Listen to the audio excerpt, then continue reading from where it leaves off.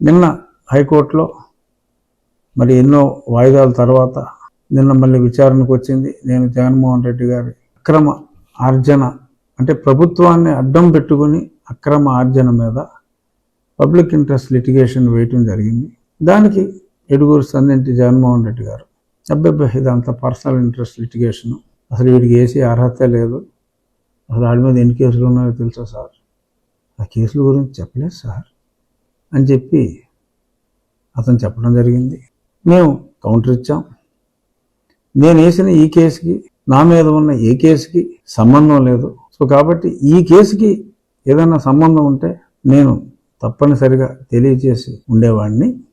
So అంచేత ఈ కేసులో ఉన్న ఏ అంశానికి సంబంధం లేని కేసు గురించి ప్రస్తావించవలసిన అవసరం పలానా రూల్ ప్రకారం లేదు అని నేను సవినయంగా కోర్టు వారికి సమర్పించాను.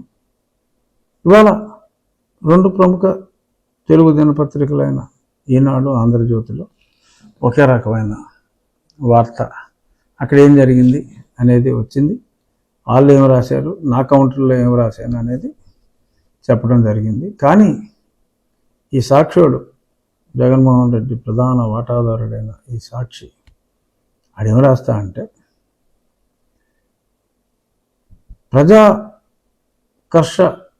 ప్రజాకర్షణ పథకాలు అంటే ప్రజలకు జగన్మోహన్ రెడ్డి గారు చేస్తున్న ఈ స్కీముల వలన ఎంతోమంది లబ్ధి పొందుతున్నారు అని నేను ఆ స్కీముల మీద కేసు వేసినట్టుగా నన్ను ఒక ప్రజాద్రోహిగా చిత్రీకరించడానికి, ప్రజా సంక్షేమం కోసం చేస్తున్న జగన్మోహన్ రెడ్డి గారు చేస్తున్న స్కీముల్ని నేను ఆపివేయడానికి ప్రయత్నించినట్టుగా మరి ఈయన కేసు వేశాడు.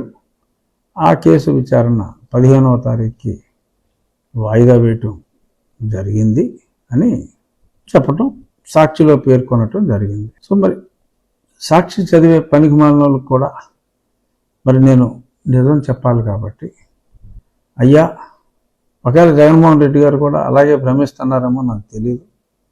అయ్యా జగన్మోహన్ రెడ్డి గారు, నేను మీ స్కీముల గురించి మాట్లాడలా, నేను మాట్లాడింది మీ స్కాముల గురించి. స్కీముల పేరుతో మీరు చేస్తున్న స్కాముల గురించి నేను మాట్లాడటం, దానివల్ల మీకు ఎంత లబ్ధి చేకూరింది అనేది గణాంకాలతో సహా వివరించి, నేను చెప్పింది యాజ్ ఇట్ ఈస్గా నమ్మే అక్కర్లేదు మా ప్రభు, ఎంక్వైరీ చేయించండి అని చెప్పి నేను కోర్టు వారిని ప్రార్థించడం జరిగింది. ఎందుకంటే ప్రజాస్వామ్యంలో నాకున్న హక్కుని నేను వినియోగించుకున్నాను. ఈయన స్కీములు అని చెప్పుకుంటున్నారు. స్కీములు స్కామ్లో విఘ్నులైన ప్రజలు నేను చెప్పింది విని మీరు నిర్ణయం తీసుకోండి. ఒకటి, సాక్షి పేపర్ వాలంటీర్లకి అందరూ సాక్షి పేపర్ కొనాలట కంపల్సరీగా. సో వాళ్ళు ఒక 4 లక్షల మంది ఎంతమందో ఉన్నారు. 4 లక్షల పేపర్లో వాళ్ళు కొనేయాలి. నెలకు 200 రూపాయల కాడికి వాళ్ళకి బేటా వేస్తారట, సాక్షి బేటా. అలాగే సచివాలయంలో ఉన్న ఎంప్లాయీస్ అందరూ కూడా ఏదో ఆఫీసులో కూడా పడేస్తే అందరూ చదువుకుంటాం కాదు. 11 మంది ఉంటే సచివాలయంలో 11 కాపీలు ప్రతి ఒక్కరూ చదువుకోవాల్సిందన్నట. సో ఇలాగా సుమారు ఒక 5 లక్షల చిల్లర కాపీలు సాక్షి పేపర్ అమ్ముదోపడానికి పెట్టిన స్కీము. దీన్ని స్కామ్ అంటారా, లేకపోతే ప్రజాకర్షక ఆర్ ప్రజల కోసం చేస్తున్న స్కీమ్ అంటారా? మీరే చెప్పండి. మరి రోజుకు ఒక 6 లక్షల కాపీలు ఇలా అమ్మేసుకుంటే మరి దానివల్ల అతనికి ఎంత లబ్ధి?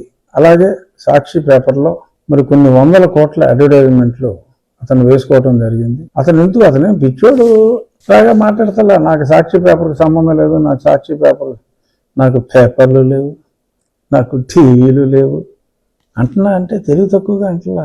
It's not a mad man in that sense.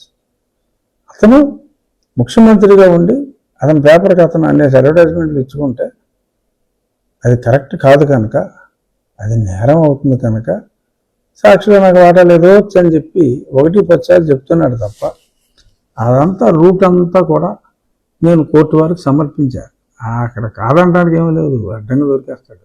ఎలాగ అతను సాక్షి పేపర్లో భాగస్వామో నేను అందులో క్లియర్గా వివరించా.